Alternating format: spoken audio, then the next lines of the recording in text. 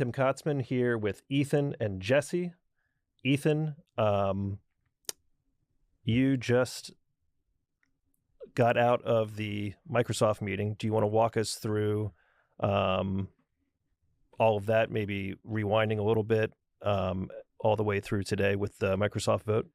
Yeah, absolutely. So just as anticipated, the shareholder proposal didn't pass. I don't think we had any illusions about the likelihood of it passing when we submitted it. But they didn't announce the vote tally yet. Sometimes at these meetings, they'll say that, the proposal passed with 52% or it didn't pass with 3% or 14%. And what was really important for us is crossing that 5% threshold. Because if you cross 5%, then you can resubmit next year and you get to go back to Microsoft next year when the price is 200K and say, you guys fumbled last year, obviously. Mm-hmm. And when I submitted the proposal in June, it was, I think Bitcoin is at 61,000. And so, and when I spoke to them in July, I think it was like 68. And when this all started going viral in October, it was at like 70. And so they've had a lot of opportunities. And we offered them to withdraw the proposal. And they still, said no, kept a closed mind, refused to meet with Saylor. We offered them that too. And so if we get to go back next year and resubmit, that's applied, it's additional pressure. And so when they file the 8K form with the SEC, either tomorrow or, Friday, Monday, the next couple of days, we'll get to see the exact vote totals. And if we get, something substantially high, like 30, 40%, that's, that will send shockwaves through other corporations because that's considered substantial in the world of shareholder proposals where 99% of them don't pass. And when they do pass, they pass because the big five, I'm speaking of the big three asset managers, BlackRock, Vanguard, and State Street, and the big two proxy advisory services, ISS and Glass Lewis, that's when they decide, okay, this will pass because they really have the crux of the vote. And so, I'm hopeful that we'll get a decent percentage. But as of today, I don't think we learned anything new because we knew it wasn't going to pass and we still don't know the percentage. And when a proposal does not pass, is that percentage of the vote that's yes somewhere between like 0 and 1% or 0 and 5%, or what do you usually see there? It depends. It depends what kind of proposal, where you're coming from. So at the National Center, we do a lot of like anti-ESG proposals. So trying to get corporations to drop DEI or audit their DEI programs or just go after like their most radical energy commitments, like the net zero ones or stuff like that, relationship with China kind of stuff. And so we submit those kinds of proposals. Sometimes they usually get like 2 or 3%. Sometimes they'll get like 7 or 8. When the left submits proposals asking them, to make more net zero commitments, more DEI, stuff like that, those proposals get like 20% very often. They still don't pass, but they'll still it's only 1 in 100 or 1 in 200 passes. But those have a better chance. But for something like this, a Bitcoin proposal, it's completely novel in the world of shareholder proposals. I think that on a new proposal, to get a decent percentage on something that, because you have to remember, it's the same voters for every meeting, for every company. So yes, we submitted it to Microsoft, but when we submit it now to Amazon, we're not appealing to different voters. It's the same people. So it's like you get another chance to engage with them over and over every time. It shouldn't be that way, but the way it's very centralized, our market now. And so now for a first ever proposal, something like 20% would be, wild. That'd be crazy. Okay. Yeah, I was going to ask, what would you consider that'd be a win to be a win? Yeah. Okay. For now. Give or take 20%. I would really think, though, going back to what Ethan said, that just 5% would be a huge win. Because for the reasons you said, you could resubmit this next year and the board doesn't have the right to just automatically kick the proposal out. And I think it ratchets up too. So if you submit it next year, then you have to get 15%. Otherwise, the board can with the proposal. So hopefully it's 5%. We'll have to see what the numbers say. But maybe, sorry to interrupt you, Tim, but I had one question on some of those meetings you mentioned.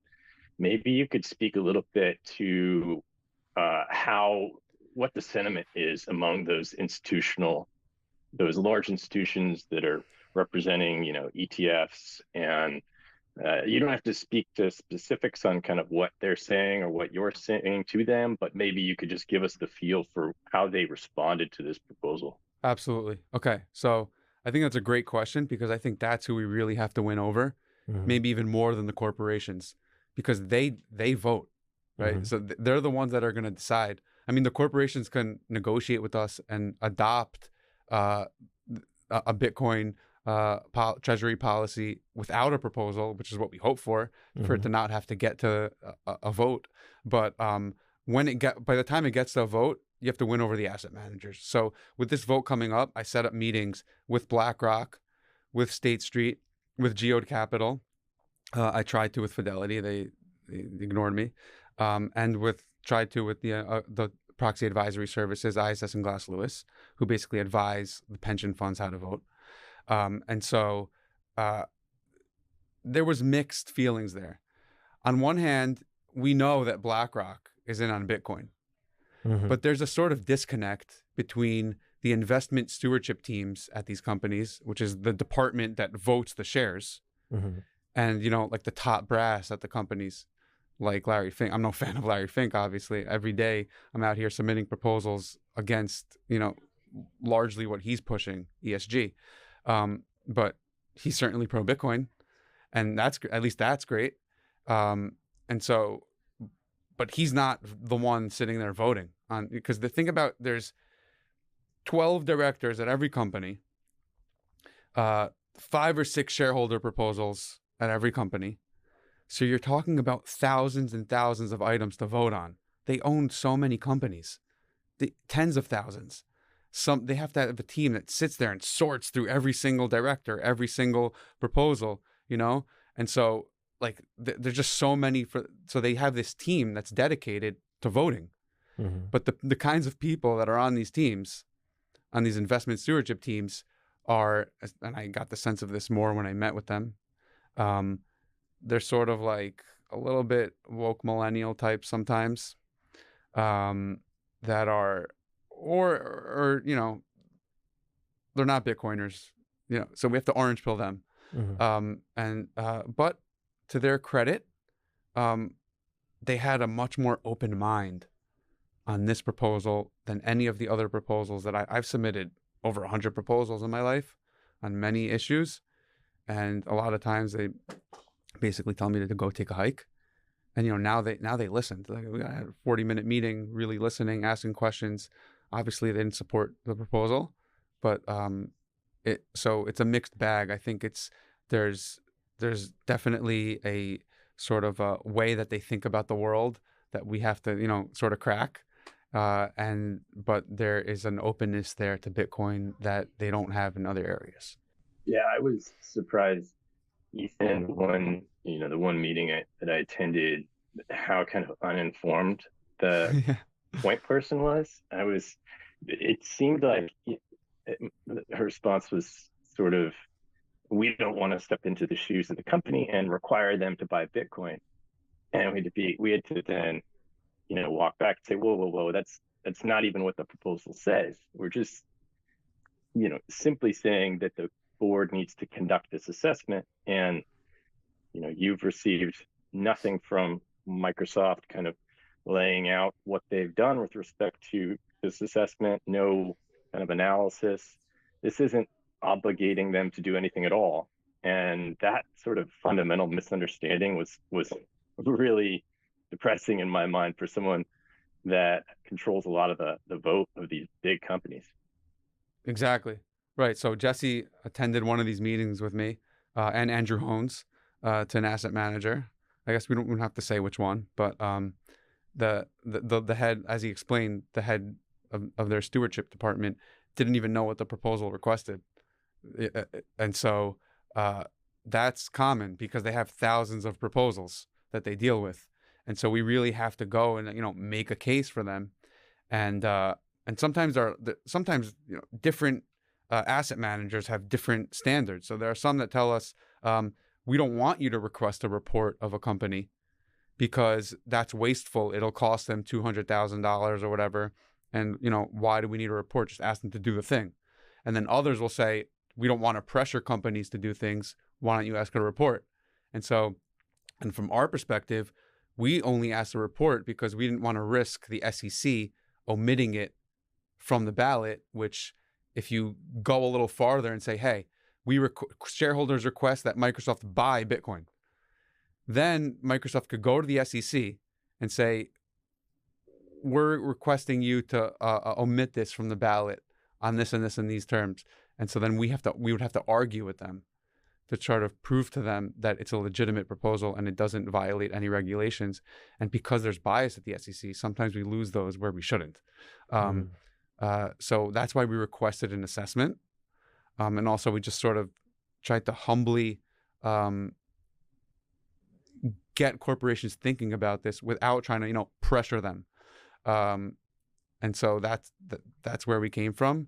And to think that even an assessment was beyond the pale for some of these asset managers, who some of them, like Fidelity and BlackRock, are buying a lot of Bitcoin.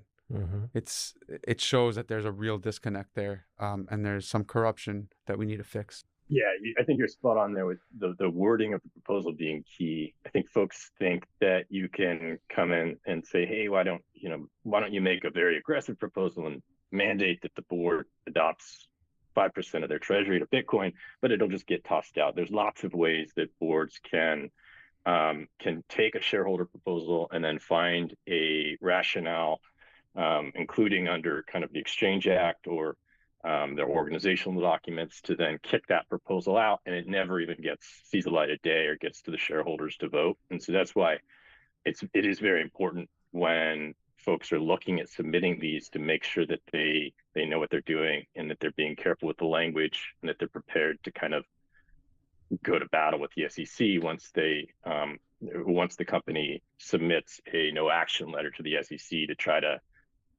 avoid submitting this proposal to shareholders. So there's kind of a lot of technical aspects to it that I think folks don't see that your organization and you, Ethan, are handling and navigating really well. Thank you.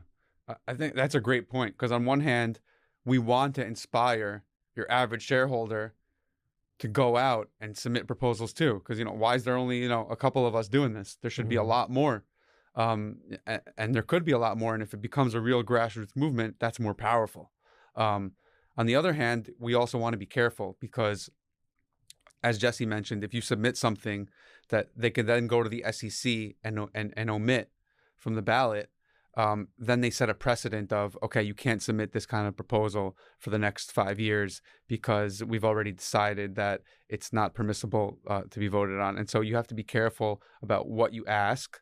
And so if anyone is listening out there as a shareholder of a big company, wants to submit a proposal, just reach out to us. We're happy to advise you and, walk you through the steps that on one hand, we could have other people submitting proposals as well. And on the other hand, we can also sort of make sure to not overstep our bounds and set a precedent that gives corporations some protection from us.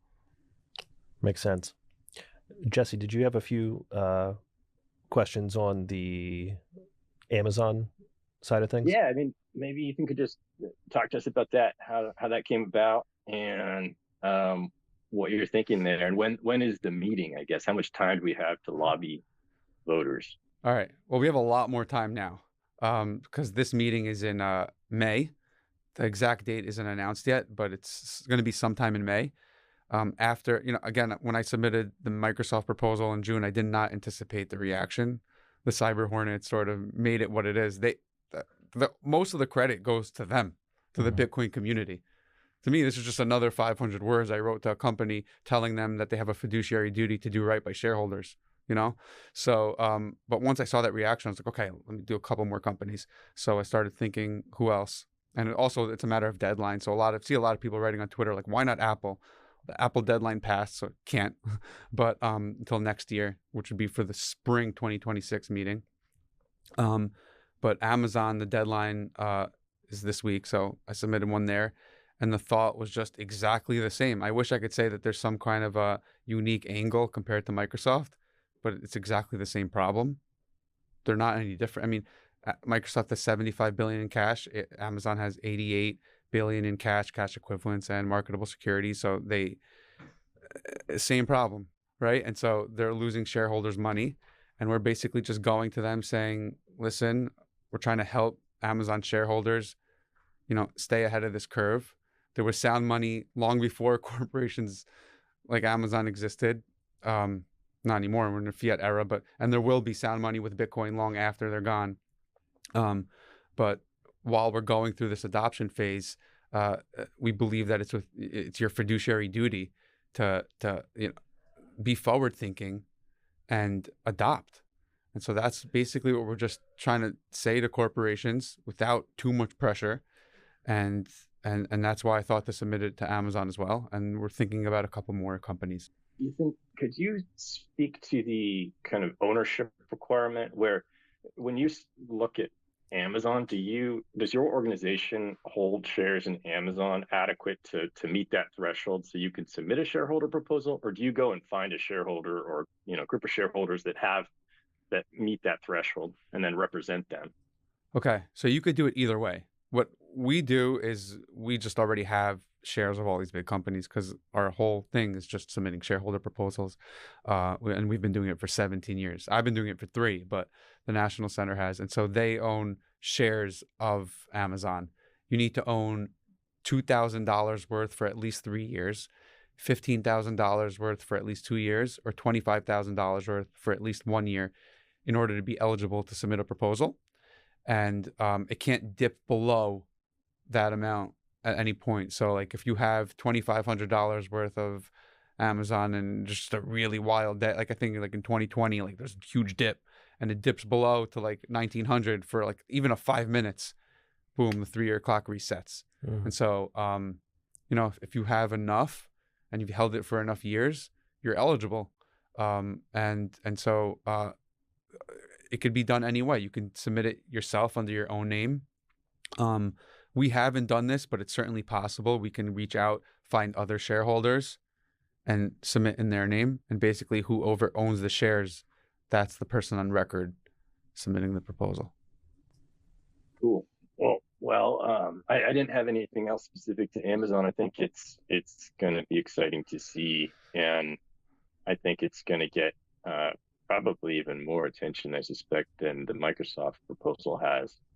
And one thing I guess I would want to stress is that Microsoft or Amazon, if these proposals get voted down, it doesn't mean that the board can't put Bitcoin on their balance sheet. It was never a vote to kind of decide on whether or not to put Bitcoin on the balance sheet. It was a vote on obligating the board to take some basic steps to assess putting it on their balance sheet. So I wouldn't be too dejected by the no vote here. Exactly. We're just sort of using this method to be the first knocking on the door. That's sort of how we look at it. And I think I said this to you last time I was on the podcast, but there have been many situations in which I've seen us submit a proposal to a company, asking them to do a thing, them opposing it, the vote getting 2-3%, and then 2 months later they do the thing that we asked. Because it's a matter of public opinion. And so what's important is that we now made this an issue. Well, the Cyber Hornets also made it an issue. And I think we have a better chance with Amazon to get a higher percentage. Also because, or at least to settle, because Jeff Bezos is still involved in the company. And when you have a founder he's not the CEO, but he's still the chairman. And when you have a founder, instrumental in operating the company, that makes a difference. So, look at what Eric Semler was able to do with Semler Scientific, and obviously Saylor with MicroStrategy. A lot of times, these companies are sort of run by committee.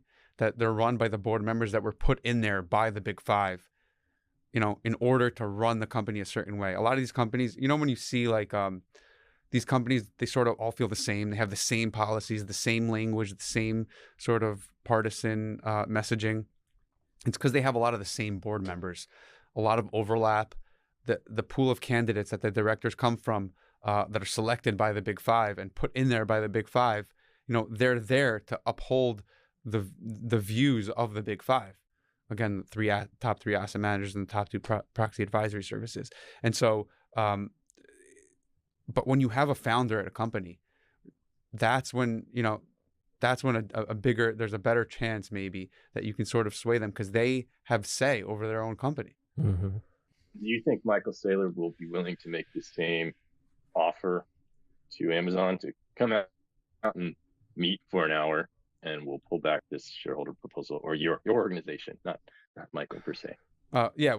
So he made that offer to Microsoft, and I was the one that actually made the offer to Microsoft, on Saylor's behalf. I said to them, listen, Michael will meet with you and with Satya one-on-one in person anywhere in the world for 1 hour, and then you could avoid all of this publicity. We'll withdraw the proposal, everything. You just have to listen for an hour, and they still said no. So that shows how close-minded they are. But I hope that Amazon will be a little different. But I think Michael Saylor already has been so generous with his time, and he put out that presentation for Microsoft, and it applies to Amazon. Mm-hmm. Right? As soon as that presentation came out, I sent it to Amazon too. So they saw it, and they told me that they saw it. They responded. And so all these companies, every company that I'm considering submitting it to, I'm sending them that same video. And so we don't have to chase them around. We're just making them very clearly to them that this is the truth. You're losing your shareholders' money by holding a lot of cash and a lot of bonds. Here's how you adopt in this new time. We believe you have a fiduciary duty to do so. If not, you'll fall behind and you'll get Bitcoin at the price you deserve. And that's it. Well, I think you've done an awesome job. I think I think a lot of folks didn't have this on the kind of timeline for Bitcoin or this cycle. And I think you've changed the conversation, regardless of how the vote turned out at Microsoft. It's definitely shifted the, Overton window, I guess, around Bitcoin and corporations. So it's a huge win. And I think we'll keep moving forward. I would also say that the folks should know that there's a ton of Bitcoiners who have, are very busy people, but have behind the scenes done a ton of work and helped out with this proposal a great deal. Yep. So know that that's happening, and that there's a lot of people that care about this movement. Yeah, exactly. As soon as this started, getting attention, I immediately reached out. I didn't have any connections in the Bitcoin community, but I immediately reached out to as many people as I could, which is how I got in contact with you and with Jesse and a bunch of people. And I'm just trying to, because I'm very pro Bitcoin. I'm personally a Bitcoiner and been for a couple of years, but I'm not certainly as eloquent as a lot of the other guys. And so as soon as I got an opportunity, to speak at the Microsoft meeting, I was like, no, I'm passing the ball, giving it to Saylor. He's better than, why wouldn't I? And so that's what I'm trying to do, and include as many people as possible so that we can really also show these companies that it's not, obviously I know what I think of my own proposal that I submitted to them, sort of giving companies like, here's a third party view. Mm-hmm. And that's what we're trying to do. And there's a lot of people working on it. And we hope for the sake of shareholders that companies will do this sooner rather than later. Anything else on your end, Jesse? Any thoughts, closing thoughts or other questions? No closing thoughts other than to say thanks to both of you, and thanks to Ethan. Keep doing the good work. Thanks, Jesse, and thanks for all your help with this. And thanks, Tim, for getting the word out, breaking the news to everyone, and you're on the ground, really reporting on Bitcoin treasuries before everyone else. And so I appreciate it, and I appreciate the time. Absolutely. Thank you.